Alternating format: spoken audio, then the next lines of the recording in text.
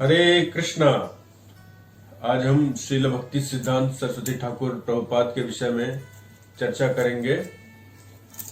ओम अज्ञानतिमिरन्दस्य ज्ञानांजन शलाकया चक्षुरुन्मीलितं येन तस्मै श्री गुरुवे नमः। श्री चैतन्य मनोभीष्टं स्थापितं येन भूतले स्वयं रूप कदा मह्यं ददाति स्वपदान्तिकं। वन्देऽहं श्री गुरु श्वेतपदकमलं श्री गुरु वैष्णवं स श्री रूपं साग्रजातं सगण रघुनाथान्वितं तं सजीवं साद्वैतं साधुतं पर्जन्यसितं कृष्ण चैतन्य देवं श्री राधा कृष्ण पदान सगण ललिता श्री विशाखावतम चा। हे कृष्ण करुणा सिंधु दीन बंधु जगतपते गोपेश गोपिकांत राधा कांत नमस्ते तप्त कंचन गौरंगी राधे वृंदावनेश्वरी वशिवानुस्ते देवी प्रणमामि हरि प्रिय। जय श्री कृष्ण चैतन्य प्रभु नित्यानंद श्री द्वैत गदाधर श्री वसुदेव गौर भक्तवृंद। हरे कृष्ण कृष्ण कृष्ण हरे हरे हरे राम राम राम हरे हरे। हरे कृष्ण कृष्ण कृष्ण हरे हरे हरे राम राम हरे हरे। हरे कृष्ण कृष्ण कृष्ण हरे हरे हरे राम राम हरे हरे। श्रील भक्ति सिद्धांत महाराज का प्रणति मंत्र इस प्रकार है। नमो विष्णुपदे कृष्ण पृष्ठपुत्रे श्रीमते भक्ति सिद्धांत सरस्वती इति नामिने श्री वर्षा भान्वी देवी दैताय कृपाबद्धे कृष्ण संबंध विज्ञान दैन प्रभवे नमः। माधुर्य उज्जवल प्रेमाद्य श्री रूपानुग भक्तिदा श्री गौर करुणा शक्ति विग्रह नमस्ते नमस्ते गौरवाणी श्री मूर्तये दीन तारणे रूपानुग विरुद्धाप सिद्धांत द्वंत हारिणे। भक्ति सिद्धांत महाराज हमारी गुरु शिष्य परंपरा में श्रील प्रभुपाद के गुरु हैं तथा हमारे ग्रेट ग्रैंडफादर माने जाते हैं। भक्ति सिद्धांत महाराज का जन्म 1874 में जगन्नाथपुरी में हुआ था तथा इनके घर का नाम था नारायण छठ। इनके जन्म लेने से पहले का विवरण इस प्रकार है। भक्ति सिद्धांत महाराज को विष्णु की किरण माना जाता है, क्योंकि भक्ति सिद्धांत महाराज के आविर्भाव से पहले भक्ति विनोद ठाकुर डिस्ट्रिक्ट मजिस्ट्रेट के पद पर जगन्नाथपुरी में, साथ ही साथ जगन्नाथपुरी के मंदिर का कार्यभार के संचालन का जिम्मेदारी भी वे संभाल रहे थे। तो गृहस्थ होते हुए उन्हें भजन का इतना मौका नहीं मिल पाता था, लेकिन वो भगवान के शुद्ध भक्त थे। इसीलिए एक दिन भक्ति विनोद ठाकुर ने जगन्नाथ भगवान से ये प्रार्थना किया कि उन्हें एक ऐसे पुत्र की आवश्यकता है जो उनके संकीर्तन आंदोलन को सारे दुनिया में फैला सके। तो इन्होंने भगवान जगन्नाथ से अंतरंग वार्तालाप किया। तो जगन्नाथ भगवान ने कहा कि आप हमारा भजन नहीं करते हो। तो श्रील भक्ति विनोद ठाकुर प्रभुपाद ने कहा कि हमको भजन करने का टाइम नहीं मिलता है, डिस्ट्रिक्ट मजिस्ट्रेट के पद पर हूं और हमको इतनी जिम्मेदारियां होते हुए मैं पूरी तरह आपका भजन नहीं कर सकता हूं और आपके संकीर्तन आंदोलन को बढ़ाने के लिए अभी मेरी उम्र आधे से ज्यादा बीत चुकी है, तो इसीलिए मुझे एक पुत्र प्राप्ति की आवश्यकता है। तो जगन्नाथ भगवान ने कहा कि आपको विमला देवी से प्रार्थना करनी चाहिए। तो श्रील भक्ति विनोद ठाकुर ने विमला देवी से प्रार्थना किया कि उन्हें एक ऐसे पुत्र की आवश्यकता है जो उनके संकीर्तन आंदोलन को बढ़ा सके। तो इसके फलस्वरूप श्रील भक्ति सिद्धांत महाराज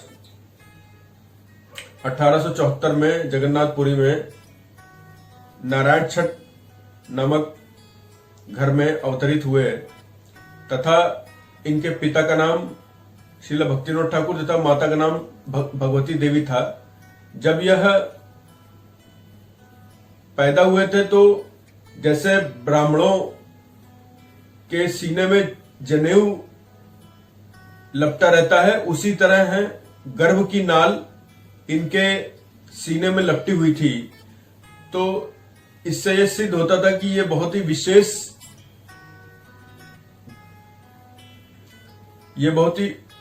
विशेष है, ये साधारण जीव नहीं थे। तथा इनके आविर्भाव दिवस के 6 महीने बाद जब अन्नप्राशन संस्कार हो रहा था, तो अन्नप्राशन संस्कार के समय जगन्नाथ का रथ इनके घर के सामने से जा रहा था। तो उसी समय जगन्नाथ का रथ इनके घर के सामने रुक गया और 3 दिन तक उस रथ को कोई नहीं हिला पाया। यह देखते हुए जब भगवती देवी अपने पुत्र को जगन्नाथ भगवान की कृपा प्राप्त करने के लिए उनके रथ पर लाई तो उनके पैरों के पास रख दिया, तो अपने ही आप इनके जो हाथ थे वो बढ़ गए और उन्होंने जगन्नाथ का चरण स्पर्श किया। उसी समय जो जगन्नाथ की फूल माला थी वो अपने आप इनके गले में आ गई। तो इससे पुजारी बहुत ही प्रसन्न हुआ और उसने कहा कि ये कोई विशेष पात्र है जो इस दुनिया में केवल और केवल भगवान हरि के संकीर्तन आंदोलन को बढ़ाने के लिए आया है और यह निश्चित रूप से शुद्ध भक्त बनेगा। तो भक्ति सिद्धांत महाराज बचपन से ही भगवान जगन्नाथ के कृपा पात्र थे, इसलिए इससे यह सिद्ध होता है कि ये विष्णु की किरण थे, विष्णु भगवान के विशेष कृपा पात्र थे, जिनका इस मर्तलोक में आने का केवल एक यही कारण था कि उन्हें बद्ध जीवों का उद्धार करना था। इस विशेष प्रयोजन के लिए वे आए थे। इसके बाद जब यह घटना भक्तिविनोद ठाकुर ने सुनी तो उन्हें यह विश्वास हो गया कि ये वही मेरा एकमात्र पुत्र है जो मेरे हरिनाम संकीर्तन आंदोलन को बढ़ाने में निश्चित रूप से सहायता करेगा। इसके बाद इनका नाम विमला प्रसाद पड़ गया। 4 साल की उम्र में विमला प्रसाद ने एक बार बिना भोग लगाए आम खाया तो भक्तिविनोद ठाकुर ने तथा भगवती देवी ने इन्हें बहुत डांटा। वे अपने पुत्र पुत्रियों के लिए बहुत ही कठोर थे तथा बहुत ही कठोरता से भक्तिविनोद ठाकुर नियम पालन किया करते थे। तो इनको भी डांटा, तो उस दिन से इन्होंने यह शपथ ली कि वो कभी आम नहीं खाएंगे। तो उसके बाद इन्होंने कभी जिंदगी में आम ही नहीं खाया। उसके बाद 1881 में 7 साल की उम्र में इन्होंने भगवत गीता के सारे श्लोक रट डाले थे तथा इन्हें शब्दार्थ भावार्थ भी एकदम यथारूप पता था तथा ये पूर्ण रूप से सेल्फ रियलाइज सोल थे 7 साल की उम्र से ही। उसके बाद 1884 में जब ये 10 साल के हुए तो इनको संस्कृत सीखने के लिए एक स्कूल में एडमिशन कराया गया। लेकिन उस स्कूल में जिसमें एडमिशन कराया गया उसमें अध्यापक ने जिसने गणित सिखाया था तो इन्होंने दूसरी विधि का आविष्कार कर दिया गणित सिखाने के लिए। इन्होंने एस्ट्रोलॉजी का यूज करके गणित विधि कैसे बनाई जाती है और पहले कैसे आविष्कार किया गया है यह सिद्ध करके दिखा दिया कि इनको केवल आध्यात्मिक ज्ञान ही नहीं भौतिक ज्ञान में भी बहुत पारंगत थे तथा इनका अध्यापक भी हैरान रह गया कि ये असाधारण व्यक्तित्व की प्रतिभा के धनी है व्यक्ति है। उसके बाद इनका स्कूल में जो भौतिक ज्ञान था उसको पढ़ने में बहुत मन नहीं लगता था। ये घर में अपनी आध्यात्मिक पुस्तकें ही पढ़ा करते थे तथा 7 साल की उम्र से ही इन्होंने सज्जन तोषणी नामक वैष्णव पत्रिका को निकालने के लिए उसका ट्रांसलेशन करना उसका संपादन करना प्रारंभ कर दिया था, जो भक्तिविनोद ठाकुर का एक सपना था। और 7 साल की उम्र से ही भक्तिविनोद ठाकुर ने इन्हें हरिनाम करने के लिए दीक्षा दे दिया था। उसके बाद 24 साल की उम्र में सन 1998 में जब ये अपने पिता के साथ गया काशी की यात्रा पर गए तो इनकी मुलाकात रमा मिश्र जोशी से हुई। वे श्री संप्रदाय के एक बहुत ही उच्च कोटि के भगवत भक्त थे। उनसे मिलकर इनके हृदय में ऐसा वैराग्य उत्पन्न हुआ कि इन्हें संसार से वैराग्य लेने की इच्छा उत्पन्न हो गई। उसी समय उसी बीच में इन्होंने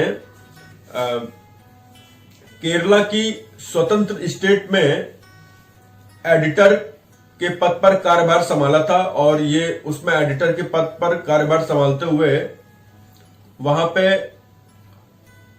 उनकी जो रॉयल परंपरा थी उनका वो रिकॉर्ड मेंटेन किया करते थे। लेकिन 3 साल में जब इन्हें और कार्यभार को बढ़ाने की इच्छा हुई तो इन्होंने देखा कि हर जगह उस इंडिपेंडेंट स्टेट ऑफ त्रिपुरा में हर विभाग में भ्रष्टाचार है। तो इसे देखते हुए उन्होंने सोचा कि ऐसे उनका काम नहीं चल पाएगा, इसलिए इन्होंने वहां से रिजाइन देकर वैराग्य लेने का मन में निश्चय कर लिया और इस बात को उन्होंने बताकर उस नौकरी से सेवानिवृत्ति ले ली तथा इनकी पेंशन भी बन गई थी आजीवन तक की, लेकिन 3 साल बाद इन्होंने पेंशन लेने से भी मना कर दिया। उसके बाद 1905 में इन्होंने हर दिन 3 लाख नाम जपने का निश्चय किया। हर दिन 3 लाख नाम जपने के बाद एक दिन 1905 से 10 साल तक इन्होंने ऐसा निश्चय किया था।